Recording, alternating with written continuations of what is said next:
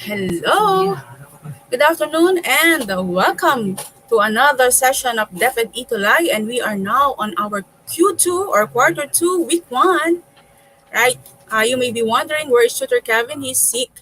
Okay, so alam ko mamimiss nyo siya ngayon. Pero Tutor Kevin, pagaling ka dahil mamimiss ka ng ating mga learners from Ramon National High School na palagi nakatutok sa atin tuwing meron tayong Itulay session. Alright? So dahil dyan, let's proceed now with our topic for today, which is electronic structure of matter. Okay, and our MELCs for quarter 2, week 1 is explain how the quantum mechanical model of the atom describes the energies and position of the atom with the code S9MT-11A-22. All right. Okay, ang hirap pag wala kang ka-partner, wala tayong ka-interaction, pero alam ko gagaling din si Tutor Kevin. Sa susunod na week, makakasama natin siya. Alright, so here are the learning objectives. Okay, so at the end of the session, you will be able to, first one, illustrate the development of atomic models. Next one is describe electron configuration and write the electron configuration of the given element. Number 3, describe the set of quantum numbers and complete the given set of quantum numbers for each given element. So before we proceed on this, obviously we need to have some pre-assessment, all right? So let's start with the first one, all right? So learners, ready na ba kayo? So ayan, tinitingnan ko yung ating mga viewers. So, tingnan natin yung ating mga viewers ngayon nakatutok sa atin. Siyempre pa ang Malabon National High School. Alright, so the first question. Ito na tayo sa first question. Where are the electrons usually found according to the atomic theory? Okay, so is it A, in the atomic nucleus? Is it B, outside the nucleus? Most of an atom's volume is the electron cloud. Is it C, outside the nucleus yet near it because they are attracted to protons? Or D, anywhere they want to be, no exact location. Alright, so answer mo, show mo. Tingnan nga natin kung meron tayong mga learners na magsasagot dyan. Obviously, for number 1, okay, for this, ano ba ito? Alright, so the answer here is letter B. It's outside the nucleus. Most of an atom's volume is the electron cloud. Alright, next, let's proceed with number 2 question. Okay. In what region around the atomic nucleus, alright, where the electron is mostly found? Is it A, frequency, B, energy level, is it C, atomic orbital, or is it D, atomic emission spectrum? Alright, alin kaya dito ang tamang sagot? Alright, so the answer to this is definitely it's the atomic orbital, and then later you will know why. All right, so let's proceed with the third question. Which shows the correct order of atomic orbitals? Is it A, F orbital, D orbital, P orbital, S orbital? Is it letter B, P orbital, F orbital, S orbital, D orbital? Is it letter C, S orbital, D orbital, F orbital, or P orbital?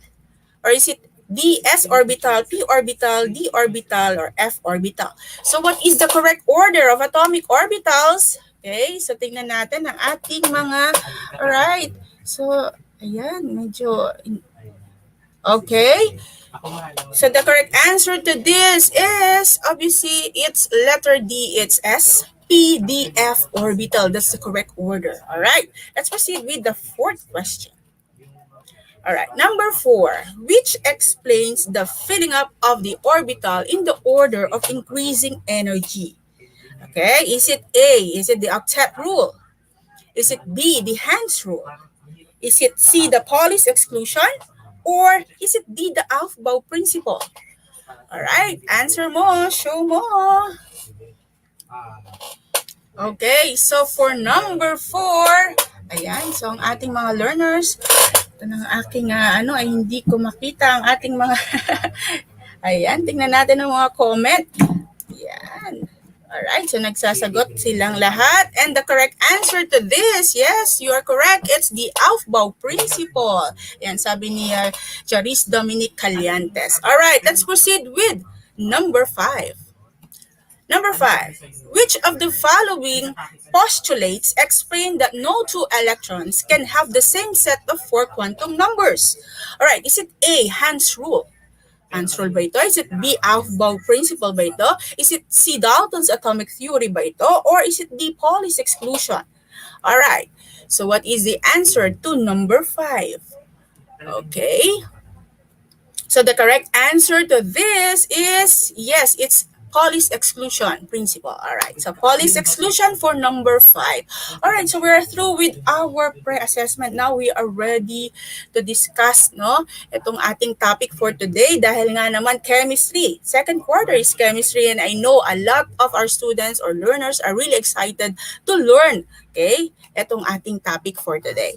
Okay, so let's proceed now with our discussion. Okay, so atomic theories muna tayo because later we will be discussing about the electron configuration, the quantum mechanical model, etc. Okay, so bago natin yung simulan, let's proceed first with this one. Okay, so this is the basics. So atomic theories. All right, so you are seeing on your screen John Dalton. Okay, so the solid sphere model, sa kanya yung solid sphere model. But bago si John Dalton, si Democritus muna, no, he named, okay, nag-describe siya, okay, ginamit niya yung word na atomos, meaning to say not to be, what? Okay, not to be cut, yun ang sabi niya, no? Yun ang ibig sabihin ng atomos. O ito yung sinasabi natin na smallest piece of atom, tinawag niya yung word na atom, or ginamit niya yung word na atom there. And then, ito nga si John Dalton, okay, nag-describe siya na ang lahat ng matter is made of tiny indivisible particles called atoms. Okay, so all atoms of a specific element are identical in mass, in size, and other properties. However, atoms of different elements exhibit different properties and vary in mass and size. Atoms can neither, ito yung talagang tumatak sa ating lahat. Ito yung sinasabi niya, atoms can neither be created nor destroyed. Okay, so that's according to John Dalton. At ang kanyang model ay itong solid sphere model. Okay, so upon giving you the description, okay, mabi-visualize natin, no, itsura ng model ni John Dalton. Later, we will have some activity related to that. Okay, so but for the meantime, let's proceed with the next one. Okay, the next one is Joseph John Thomson. Okay, so it's the plum pudding model. All right, so according to him, the atom was spherical in shape, consisted of the negatively charged particles that float in a positively charged soup. Okay, the positive and negative charge in the atoms were equal and uniformly distributed. Okay, kaya plum pudding, parang tinapay, no? Parang, alam mo yun, no? Yung itsura ng kay Joseph John Thomson, right? So, that's according to J.J. Thomson. So, that's the plum pudding model. Another theorist, okay, ito sabi naman ni Ernest Rutherford, okay, or Rutherford, sa kanya naman yung nuclear model. Okay, so ano naman itong nuclear model? So according to him, the positively charged particles, okay, and most of the mass of an atom was concentrated in an extremely small volume and called this region of the atom as nucleus. Okay, so Rutherford model proposed that the negatively charged electrons surround the nucleus of an atom. Okay. He also claimed that the electrons surrounding the nucleus revolved around it with a very high speed in circular paths. Okay. He named the circular paths as orbit. Okay. So, tandaan, Ernest Rutherford nuclear model. So, yun yung kanyang pinropose. Alright? So, later, so, description ito eh. So, later you will know, ito pala yung exacto. Okay. So, we will have some activity related to this. Alright. So, let's proceed with the next one. The next one is Niels Bohr. Okay, kay Niels Bohr naman, okay, so ito yung kanyang planetary model. Hinalintulan niya parang solar system daw, no? Parang, okay, so electrons revolve around the nucleus in stable orbits. So without emission of radiant energy, each orbit has a definite energy and is called an energy shell or energy level. Right? So yun yung kanyang tawag. It emits or absorbs energy when it jumps from one orbit to another. Okay, so paano yung jump niya? Sabi niya, when it jumps from a higher energy to a lower, it emits. Okay? But pag ito ay nag-jump from a lower energy to a higher energy level, it absorbs energy. Okay, so yun yung kanyang description about this one. Okay, so that is Niels Bohr or the planetary model. All right. Now, let's have Erwin, Schrödinger. Okay, Erwin Schrödinger or the electron cloud model. All right. So sabi niya dito, yung atomic model originally conceived of electrons as matter waves. Okay, so matter waves, the spectral emission lines of both neutral and ionized atoms, the modification of energy level when there is a magnetic or electric field. Okay, so ayan naman yung kay Erwin Schrödinger. So sabi niya, wave daw ito is a wave. Okay, so dinidescribe niya yung region in space or orbitals, okay, where electrons are most likely found. Okay, so yan naman yung kay Erwin Schrödinger. Alright, so those are the theories. Ngayon, based on the description that I have given you, okay, I will show you some illustrations here or some pictures, okay, yung mga models nila, and then you just tell me, you just guess, sino ba ito? Okay, kanino ba itong model? Okay, so the name of this activity is Guess Who. Alright, so guess who tayo. So ano ba yung i-guess who natin? Alright. So bago yan, gusto ko sanang bumati. Okay. I want to greet our learners for today na nakatutok sa atin ngayon. I know lahat ng ating mga learners ay nakatutok ngayon. So ito, babatiin ko.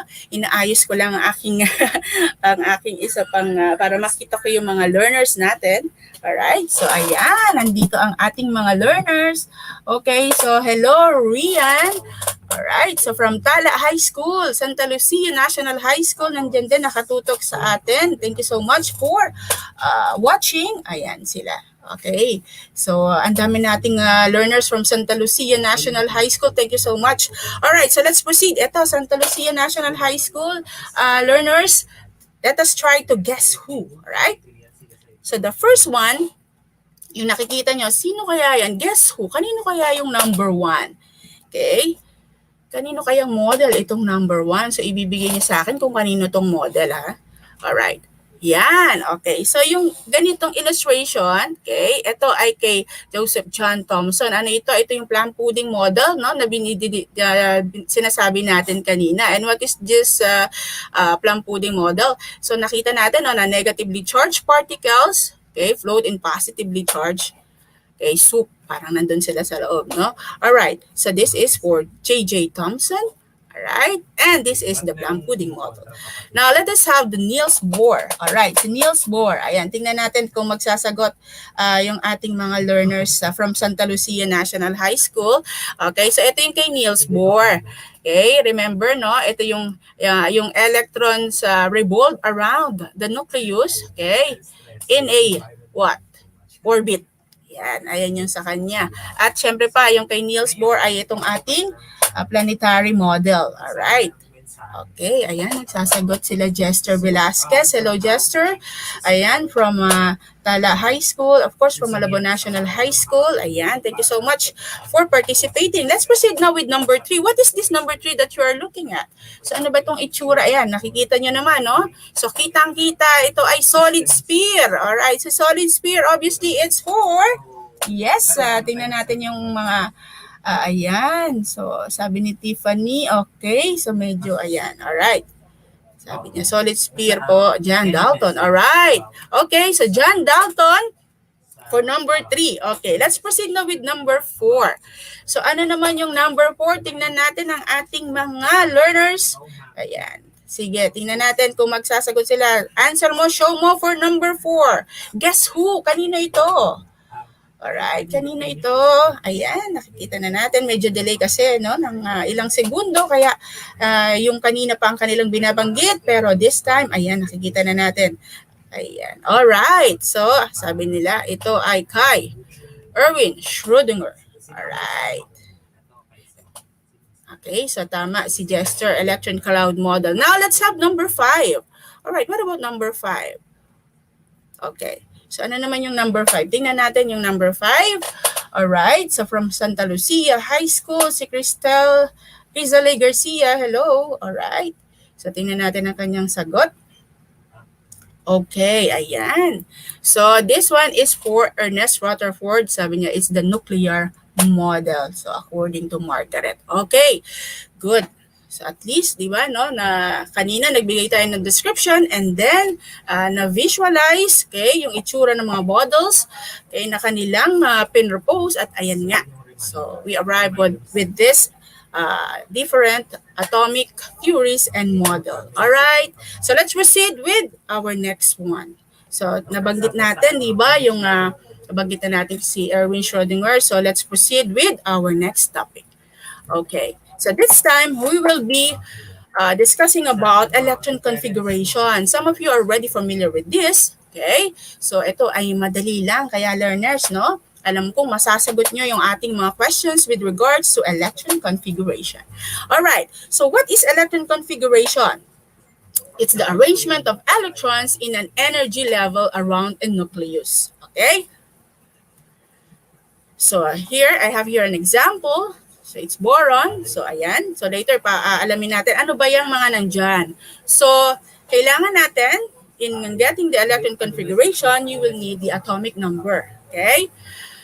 So for boron, it's 5. Alright, so yung arrow na yan, or yung number na yan, yung malaking number na you are looking at, that is the principal quantum number. Alright? And then you have their letters. Alright? So yung S na yan, it represents the orbitals or the sublevels. Isa-isay natin yan. So the sublevels, you have the SPDF. So ano ba itong SPDF? Later, you will know. Alright. Now, this number, ayan, yung superscript na yan. So, ano yung number na yan? That is the number of electrons that can be accommodated, okay, that can be accommodated or distributed in a particular sublevel. Okay, kasi meron lang maximum number na kayang i-accommodate. Hindi lahat. Okay, hindi pwedeng lahat i-accommodate. So, dapat may maximum number tayo. So, here are the sublevels, okay, ng sublevels maximum number of electrons. Alright? So for S, which stands for sharp, 2 ang maximum number of electrons. For P naman, which stands for principal, that is 6. Okay, that's the maximum number of electrons. For D naman, or diffuse, okay, 10 is the maximum number of electrons. Right? And for F, or fundamental, the maximum number of electrons is 14. Okay? So that's the maximum number of electrons. Okay, now, so bakit kailangan may maximum number? Sabi, kung ikukumpara natin yan, no, parang ano lang yan eh, yung load natin. Let's say for example, no, pag umabot na tayo dun sa limit, hindi na gagana yung ating data, di ba? Yung ating internet kapag na-reach natin yung limit. So ganun din yan. So kailangan hanggang dito lang tayo sa maximum number na yan, S2, P6, D10, F14. Kapag lumagpas tayo dyan, magkakaroon ng problema. Hindi rin yan na, kumbaga magkakaroon ng problema doon sa pakikipag-interact sa ibang sa iba, no? So, hindi siya talaga gagana. Alright? So, kailangan maximum lang. Alright. So, let's proceed with the different steps in writing electron configuration. So, igawin natin step by step so you will know, okay, kung paano ba talaga magsulat ng electron configuration. Isa-isahin natin. Pero bago yan, batiin lang muna natin ang ating mga viewers from Santa Lucia National High School. Hello, Carl Nim. Okay, so hello din, Stephen Dador. Ayan, so from Tala High School, I know si Ma'am Letty, na bisita natin last time, ay responsible dito sa ating mga learners from Tala. No? Very supportive ang ating learners from Tala High School. Alright, thank you so much. And of course, ayan, so andyan yung ating mga viewers. Hello sa inyong lahat. Okay, so let's proceed with the different steps now in writing the electron configuration. Okay, so the first one is determine the atomic number of the element. Okay? So, kailangan determine the atomic number of elements. So, ngayon, kailangan natin dito ng periodic table. Okay? So, yung nakikita nyo in your screen, actually, yan ay atomic numbers lang ng ng mga elements, no, in the periodic table. But if you will use the periodic table, sometimes it is written on the top upper left. Okay? upper left corner. Okay, it depends on the version of the periodic table that you will use, no? Pero usually it is located at the upper left. So that's the atomic number. Okay, so we will be needing that in writing the electron configuration. All right. Next step, use the electron configuration mnemonic device. All right, so ano ito? Ayan. Okay, so that is the electron configuration mnemonic device. All right, so we will just follow that. Kita niyo naman yung mga arrow. So we will start with 1s, 2s, 2p. So you just follow the arrow. 2p, 3s, 3p, 4s, 3d, 4p, 5s, 4d, 5p, 6s, 4f, 5d, 6p, 7s, 5f, 6d, 7p. So you will just follow that. And of course, tatandaan natin lagi yung maximum number of electrons that the SPDF can hold. Sa S2, sa P6, sa D10, sa F14. Alright? Don't forget that. At madali nyo magagawa yung electron configuration. Okay? And sa number 3, eto naman. For number 3, hindi lang yon. We need to follow the 3 principles in writing the electron configuration. Hindi lang basta-basta tayo gagawa ng electron configuration, but we need to follow these 3 principles. And the first one is the Aufbau principle. Alright? So ano ba yung Aufbau principle? It requires that the electrons occupy the lowest possible energy level before filling up the next. Okay? So kailangan muna natin mag-umpisa sa lowest possible energy level before going to the next. Alright? So, ano yun? So, kaya nga, ganyan, no? So, dito muna tayo sa 1s. So, you will notice, diba, nag-umpisa tayo sa 1s. Doon muna tayo kasi sa lowest energy level, that's according to Aufbau, bago tayo tumungo doon sa highest energy level. So, ganun ang arrangement. Okay? So, that's the Aufbau principle. Next. The Pauli's exclusion principle. Ano naman itong Pauli's exclusion principle? It states that no 2 electrons can have the same set of 4 quantum number. Okay, the spin quantum number limits the number of electrons in an orbital. So we are pertaining to orbital this time to a maximum of 2. Hanggang 2 lang. All right? So ito 'yon. So sa sub-level, so we have the maximum number of electrons. Remember, sa S ay 2, 2. So, ang orbital niya, so ito yung tinutukoy natin. No? So, we have here a line ray facing upward and a line ray facing downward. Okay? So, isang orbital yan. Sa isang orbital, okay, ang maximum number of electrons ay 2. So, ang orbital niya ay isa lang. Okay? So, isa lang for the S orbital. So, only one orbit for S orbital. Alright? So, sa P naman, dahil 6 ang maximum number niya at 2 ang kayang i-hold, so obviously, it has 3. Okay, so that's the number of orbitals. 3. For P, alright? For D naman, because maximum number natin dyan ay 10, so pag sinabi natin nga palang maximum, hanggang dyan. Pwedeng mabawasan, pwedeng kumonte, okay? Pwedeng mabawasan, pero hindi, depende dun sa atomic number, di ba? Pero hindi pwedeng sumobra, alright? Tandaan natin lagi yan. And then, for the D orbital, hanggang 5 lang. Okay, number of orbitals is 5 for D. Right? And for F, dahil 14 siya, ang maximum number of electrons na kaya i-hold, 7 naman. Okay? Now, let's proceed with the next one, which is the Hans rule. Okay? So, requires that the electrons fill the orbitals in a sublevel 1 by 1 before pairing the electrons in an orbital spin in opposite direction. So, ano naman ito? Alright, so sabi dyan, ayan. So, pansinin natin, sa Hans rule, okay? So, p orbital with 6 electrons. Pansinin nyo na yung line ray natin facing upward, okay? So, or arrow up. So, yun ang medyo mabilis na term, no? Arrow up natin. So, you notice, kailangan completely filled muna yung 3. Okay, 3 orbitals bago natin siya punuan. Okay? Or kailangan completely filled muna bago natin siya ipares o i-pair. Alright? So, yun yung kay Hans rule. Kailangan i-distribute mo muna, okay, bago ka mag-pair. Okay? That's according to Hans rule. Alright? Now, siguro kaya na nating electron configuration. So, let us try fluorine. Okay? So, fluorine, using this mnemonic device, napakasimple, no? Okay, so tingnan nga natin kung ayan, yung mga ating mga learners kung magsasagot with this. So let us try writing the electron configuration for fluorine. Napakasimple lang using the mnemonic device. Siyempre mag-uumpisa tayo sa 1s at ang S, ang maximum number ay 2. So remember, ang atomic number ng fluorine ay 9. Alright, so 9 lang 9. So 1s2, okay, 2s2, apat na yon, di ba? So, 2 bibilangin natin di ba? So, 2 plus 2, 4. And then, susunod dyan ay 2p. Okay? So, 2p. Ang p, ang kaya niya ay 6, 6. Pero, ang kailangan natin ay siyam lang dahil ang fluorine ay 9 lang. So, ano ngayon ang ating last? So, it should be 1s2, 2s2, and 2p, 5. Alright. Okay, so ayan, ito yung ating electron configuration. And of course, following the 3 rules na binanggit natin kanina, tingnan nyo yung ating mga line race. Okay, so yung ating orbital, alright, so completely filled. Okay, at meron tayong isa rito, okay, na line ray, right? So yung nagtapos tayo sa line rays facing upward. Okay, so dahil 5, okay, 5 lang.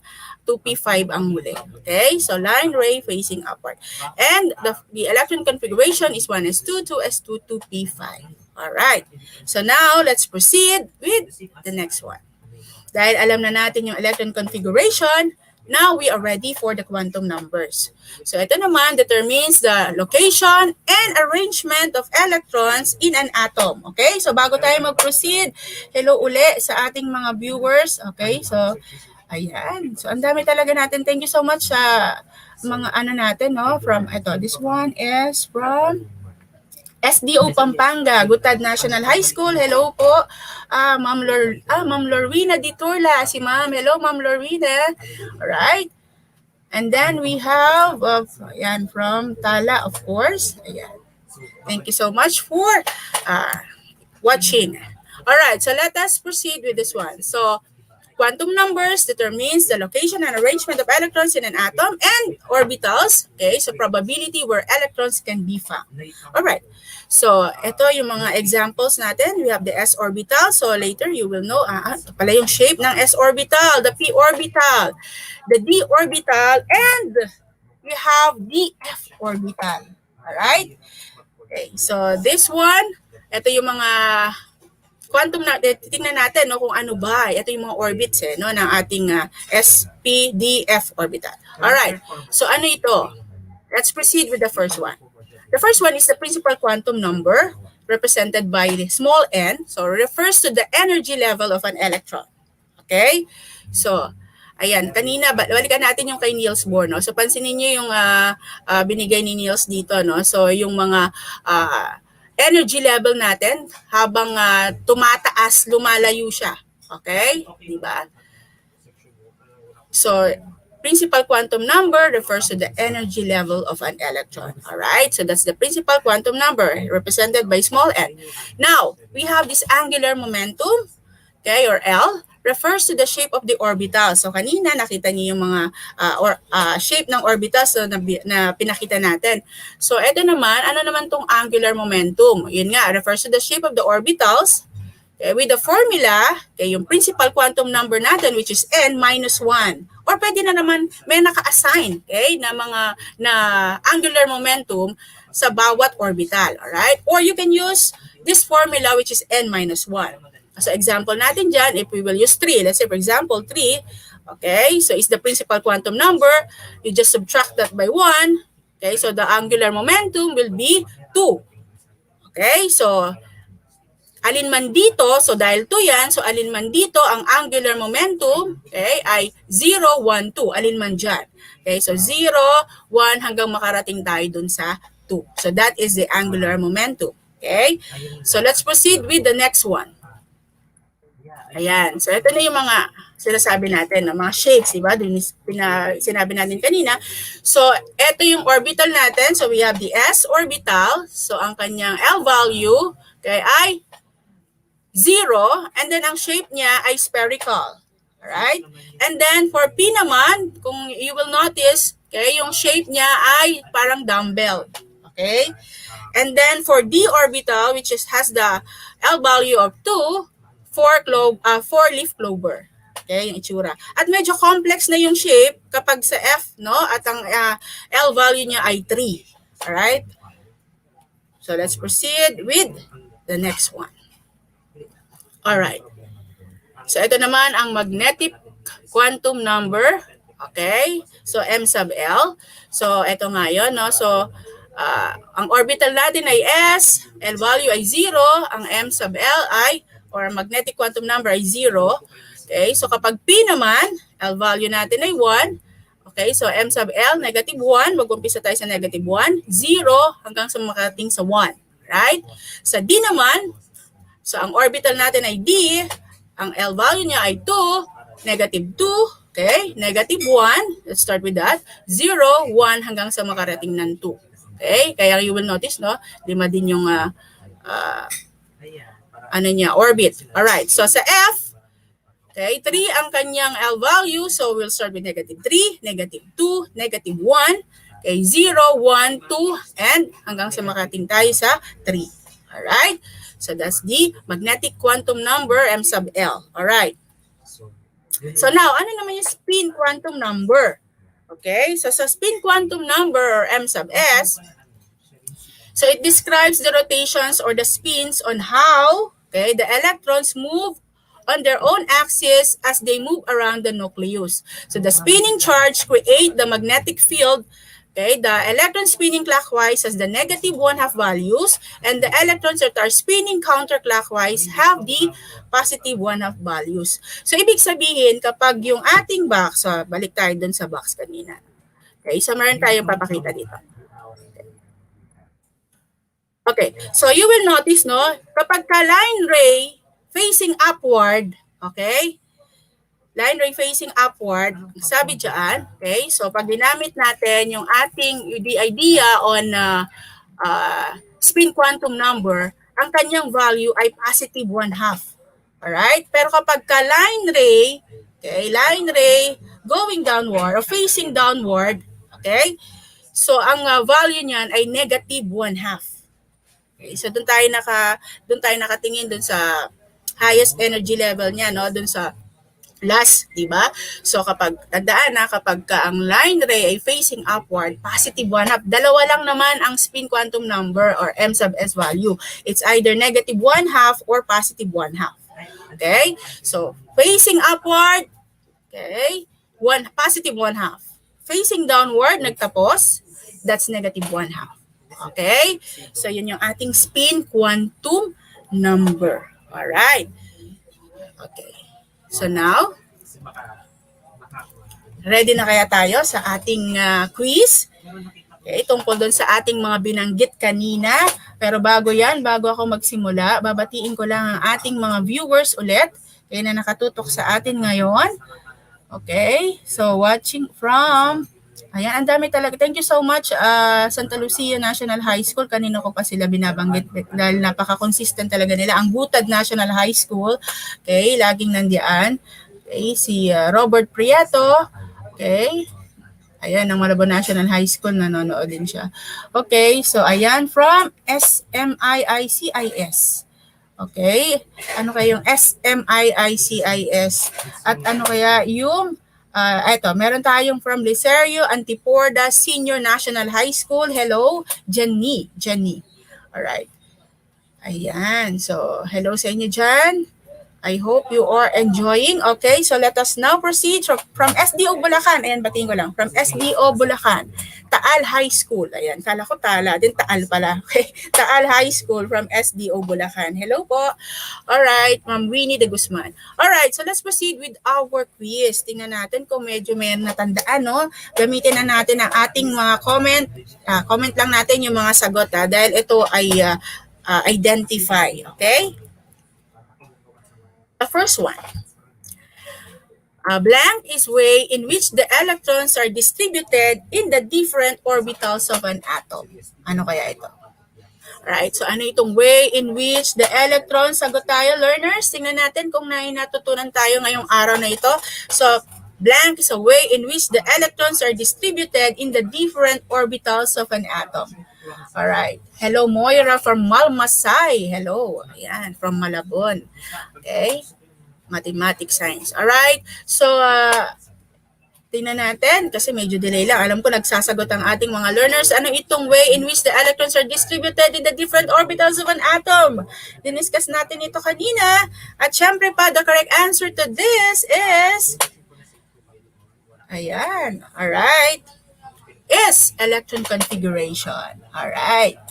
Okay, so hello from Santa Cruz National High School, Gian Robles, Binacod Campus. Ayan. So sagot tayo guys. All right.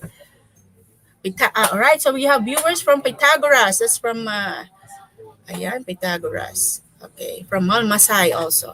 All right, so let's proceed with number 2. I hope number 2 you can get it correctly. Okay, so number 2 is the region of space where the electrons are most likely be found. What is this region of space where the electrons are most likely be found? Ano kaya ito? Tingnan natin ang mga sagot. Ayan, so nagsagot kanina. Kasi medyo delay ang pasok ng messages. Alright. Ayan, tingnan natin ang sagot.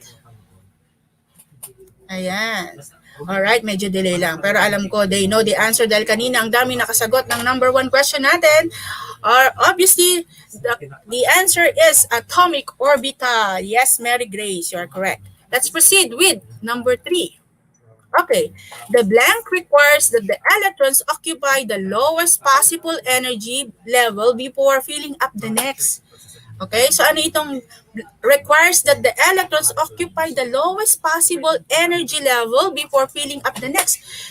In-emphasize natin to kanina when we are discussing. So what is this? Ayan, tingnan natin. Nagsasagot ang ating mga learners. I'm so happy that you are answering. Alright, so medyo delay lang. Yun pa yung mga sagot nila kanina. Okay, so let us... Alright. So kung ang sagot dito ay Aufbau principle, syempre you are correct. Okay. Ayan. Let's proceed with the 4th question. Okay, so refers to the dumbbell shape of an orbital with three orientations. Okay, so refers to the dumbbell shape of an orbital with 3 orientations. Ano kaya ito? Yung dumbbell shape, ano ito? Ayan. Okay, so si Grayamar, ayan, present uli si Grayamar. Hello, Grayamar. Okay, sabi niya kanina, sa sagot niya, Aufbau, tama siya sa number 3. Okay, medyo na late lang yung dating talaga ng, medyo delay ng konti. Okay, but you are correct. Alright, so ayan, sumasagot na si Kent Lewis. Sabi niya, p orbital. Alright, tingnan natin kung tama nga ba si Kent Lewis. Alright, p orbital nga ba? Yes, it's p orbital. Alright, so tama. Okay. Then, let's proceed with number 5. Last question na tayo for our quiz. Number 5 refers to the type of quantum number that describes how the electrons move on its axis. Ano naman ito? Okay, answer mo, show mo. Learners, let us try to answer this one. Okay, so yan, ang dami palang tama sa p orbital. Now I'm seeing it. Okay. So refers to the type of quantum number that describes how the electrons move on its axis. Okay, so tingnan natin yung mga sagot. Ayan, magsasagot sila.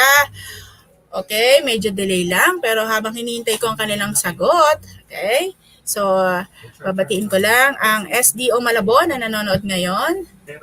Okay, ayan, at syempre pa si John Patrick Malinawan ng Malabon National High School, si Jairus, okay, ng Malabon National High School din, nagpapabati sila.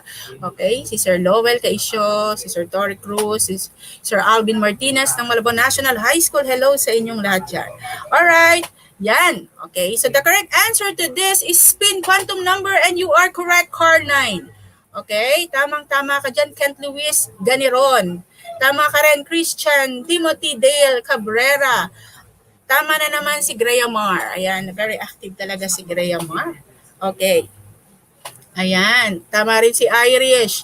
Okay. Tama rin si Ulyen Cayetano. Si Crisal Garcia. Si Maureen Perez. Ayan. Ang daming tama. Okay. At dahil dyan, okay, because you are all correct with that, and I think maraming naka-perfect no, sa ating quiz. At alam kong nakatutok sila kaya nila na-perfect ang ating quiz. So, let us proceed with some words to ponder. atoms make the word function. Ayan. So sabi dyan sa ating words to ponder, yung atoms daw make the word function talaga naman, no? Dahil parang sila yung atoms ang nagpapatakbo ng ating mundo. Okay? So example na lang, yung hydrogen na yan. Okay? Meron tayong oxygen. Okay? So pag pinagsama natin sila, meron tayong water. Alright? So talaga namang ang ating mundo ay nagpo-function because of these atoms. Alright? So, ayan ang ating words to ponder. Okay? So, alam ko, ito din ang word to ponder ni Jaren. Okay? Ng GNHS. Ayan. So, Jaren Carl Manasan. Okay? So, ayan ang kanya ring word to ponder. From 9, ayan, Malabo National High School, 9 Protection, Bergado. Hello? Kabulay High School, Santiago City.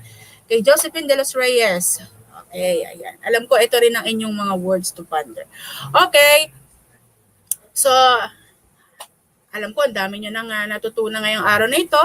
Okay, so, syempre pa, sa susunod na linggo, sasamahan nyo muli ako, no? Kasama ko na siguro si Tutor Kevin.